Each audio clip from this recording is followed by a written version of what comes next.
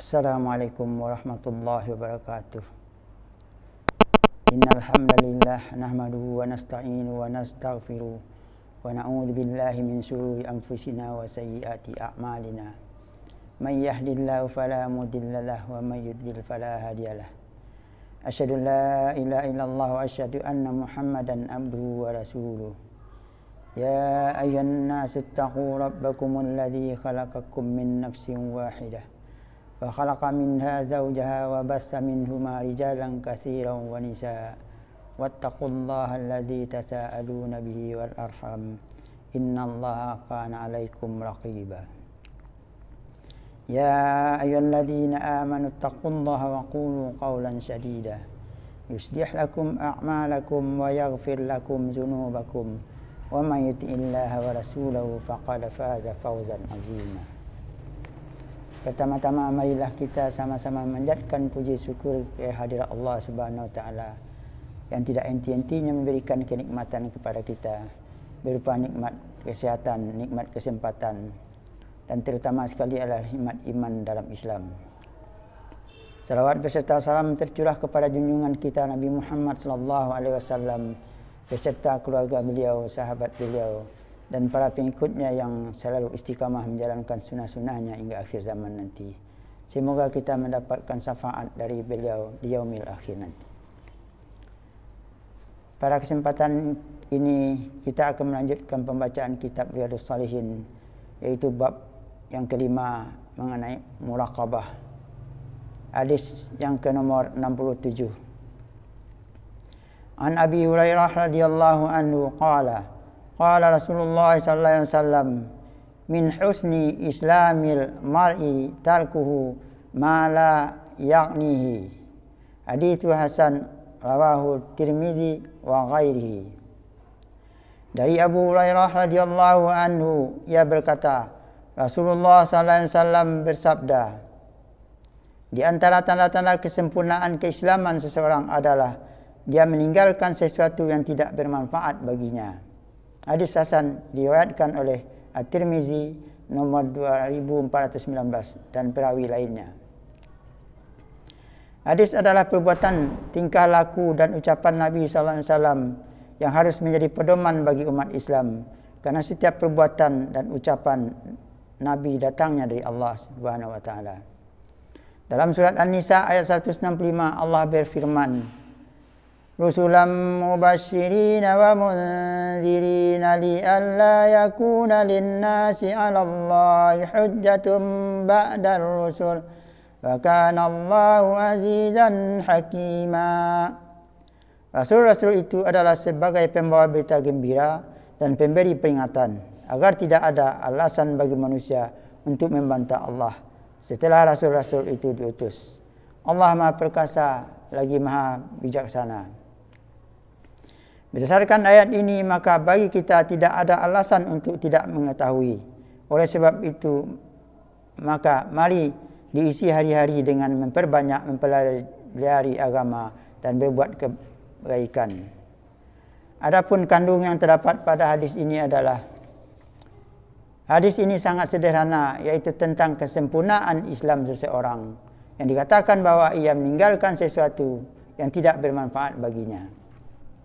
Manusia harus benar-benar bekerja untuk kebaikannya, baik di dunia maupun untuk akhirat, serta meninggalkan apa yang tidak dia butuhkan dan tidak bermanfaat baginya, bahkan cenderung membahayakan bagi dirinya. Hal lain yang dianggap meninggalkan sesuatu yang tidak bermanfaat bagi dirinya adalah seperti tidak ikut campur dalam urusan orang lain. Ada 4 pintu cara masuknya maksiat atau perbuatan yang tidak bermanfaat bagi manusia. Pertama, pandangan. Pandangan adalah pemandu dan sekaligus utusan syahwat yang akan menjerumuskan manusia ke jurang kerusakan. Dengan menjaganya, maka akan terjagalah kemaluan. Kedua adalah lintasan pikiran. Lintasan pikiran adalah awal dari kebaikan dan keburukan. Barang siapa yang bisa menjaga lintasan pikiran, maka ia akan dapat mengendalikan diri dalam hawa nafsunya. Pikiran yang membawa manfaat adalah hanya ditujukan kepada Allah dan akhirat. Kemudian yang ketiga, menjaga ucapan. Menjaga ucapan dapat dilakukan dengan tidak mengucapkan kata-kata yang sama sekali tidak ada manfaatnya dalam agama. Apabila ingin berbicara, maka hendaklah memikirkan dahulu faedah yang akan diperoleh.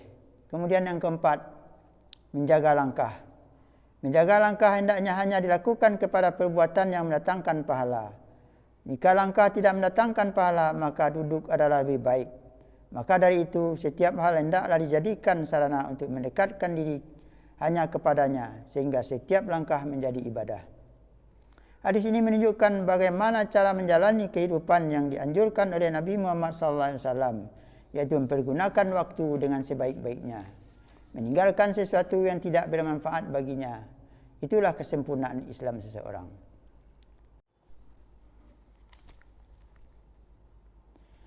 Allah menjelaskan bahawa setiap perbuatan akan diminta pertanggungjawabannya, sebagaimana dapat ditemukan dalam Al-Quran surat Al-An'am ayat 160 yang berbunyi, Man jaa'a bil hasanati falahu 'asyru amsalihha wa man jaa'a bis sayyi'ati fala yujza illa mithlaha wa hum la yuzlamun. Barang siapa yang berbuat kebaikan mendapatkan balasan 10 kali lipat amalnya. Dalam barang siapa yang berbuat kejahatan dibalas seimbang dengan kejahatannya.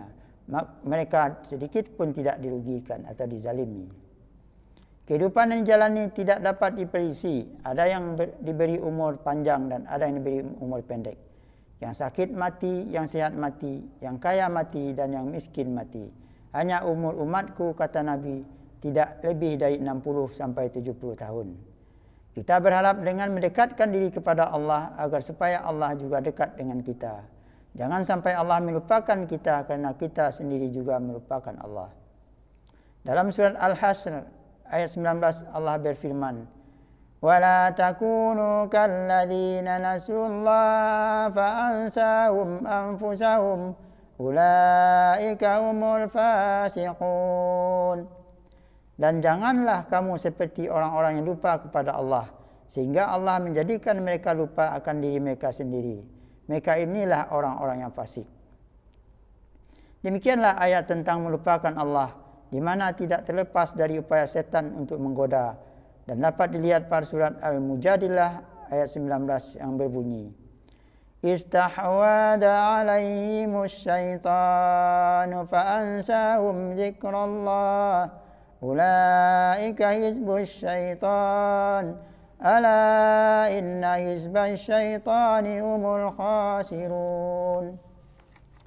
Setan telah menguasai mereka lalu menjadikan mereka lupa mengingat Allah. Mereka itulah golongan setan. Ketahuilah bahawa sesungguhnya golongan setan itulah golongan yang rugi. Adapun langkah agar terhindar dari godaan setan yang akan menyesatkan manusia adalah dengan tetap merasa diawasi oleh Allah atau muraqabah.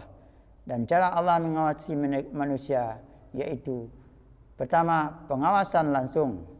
Terdapat dalam surat Qaf ayat 16. Wa laqad khalaqnal insana wa na'lamu ma tuwaswisu bihi nafsuhu wa nahnu aqrabu ilaihi min hablil warid. Dan sesungguhnya kami telah menciptakan manusia dan mengetahui apa yang dibisikkan oleh hatinya, dan kami lebih dekat kepadanya daripada urat lehernya. Maka masihkah kita akan berbuat kemaksiatan terus-menerus? Tidak malukah kita padahal Allah mengawasi selama 24 jam penuh, kapanpun dan dimanapun. Yang kedua, pengawasan melalui malaikat. Dalam surat Qaf ayat 17, idh yatalaqqal mutalaqqiyani 'anil yamini wa 'anis shimali qa'id. Yaitu ketika dua orang malaikat mencatat amal perbuatannya. Seorang duduk di sebelah kanan dan yang lain duduk di sebelah kiri. Kedua malaikat itu akan mencatat segala amal perbuatan yang baik maupun yang buruk, yang besar maupun yang kecil, dan tidak ada yang tertinggal.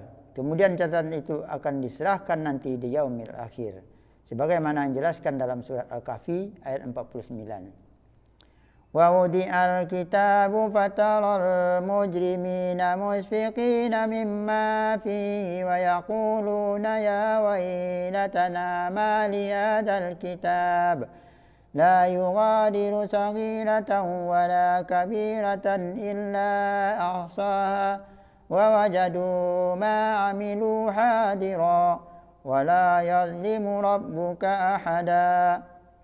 Dan diletakkanlah kitab, lalu kamu akan melihat orang-orang bersalah ketakutan terhadap apa yang tertulis di dalamnya. Dan mereka berkata, aduhai celaka kami, kitab apakah ini yang tidak meninggalkan yang kecil dan tidak pula yang besar, melainkan ia mencatat semuanya. Dan mereka dapati apa yang telah mereka kerjakan ada atau tertulis. Dan Tuhanmu tidak menganiaya seorang pun. Maka masihkah kita berfikir bahwa kita bisa menipu Allah dengan segala tingkah kita? Masihkah kita berharap untuk lolos dalam pengawasan Sang Maha segalanya? Kemudian yang ketiga, pengawasan melalui kita sendiri. Dalam surat Yasin ayat 65 Allah berfirman, Al-yawma nakhtimu ala afwahihim wa tukallimuna aydihim wa tashhadu arjulihim bima kanu yaksibun. Pada hari ini kami tutup mulut mereka dan berkatalah kepada kami tangan mereka, dan memberi kesaksianlah kaki mereka terhadap apa yang dahulu mereka usahakan. Di saat nanti meninggal dunia, maka anggota tubuh akan menjadi saksi atas segala perbuatan yang dilakukan. Yakinlah, sekecil apapun perbuatan baik dan buruk, taat dan maksiat akan dicatat dan akan ditanyakan di hari perhitungan. Demikianlah pesan yang disampaikan Nabi pada hadis yang ke-nomor 67, bagaimana tanda kesempurnaan keislaman seseorang, yaitu dia meninggalkan sesuatu yang tidak bermanfaat baginya. Oleh sebab itu, mari kita sama-sama mencoba menjalankan kehidupan ini dengan sebaik-baiknya, yaitu meninggalkan sesuatu yang tidak bermanfaat bagi diri sendiri. Mudah-mudahan di sini bermanfaat bagi kita. Wabillahi taufiq wal hidayah. Wassalamualaikum warahmatullahi wabarakatuh.